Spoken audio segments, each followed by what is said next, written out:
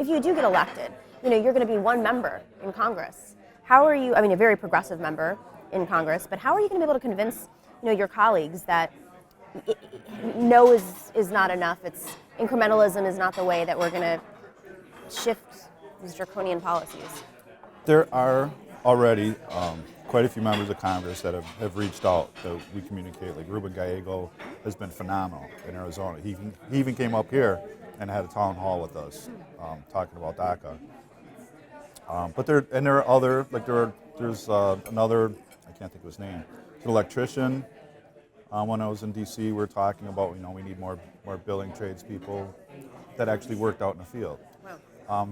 There are some that are in, but it's being able to just to tell my story, that I know what it's like to get laid off in the wintertime suddenly, because we don't know, and with the building trades, we don't know how long our job's going to last.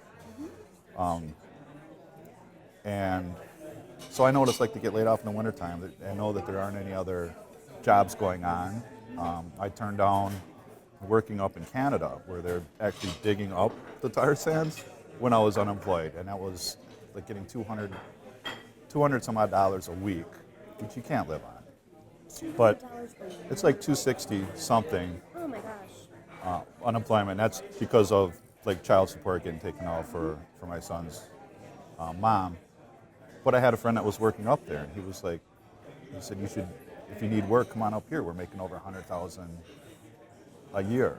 And it was at a camp. They fly you in, they fly you back. You work some really long hours for a period of time. The company pays to fly you back home, and they take really good care of you. You live in a camp up there. And I was like, you know what? I think I'll wait till something comes up down here.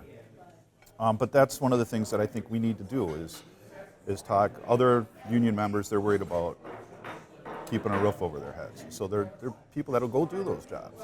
I didn't feel comfortable personally doing it, so I did. But that's where we need to tell them, and the ironworkers in this area, we wrote the book. The Local 8 wrote the book on how to put wind turbines up. Wow.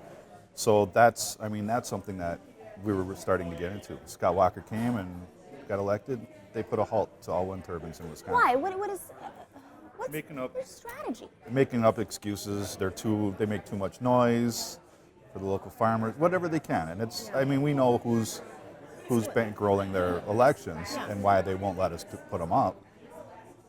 But that book's still being used throughout the country for putting them up every place else.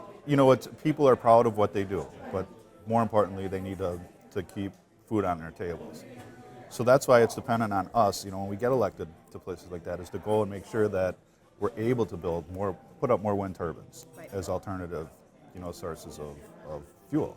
And then being able to relay that into the workers. And it's like, not only is this going to feel good because you're getting paid good to put these wind turbines up, but it's also good for the environment. It's a win-win for everybody.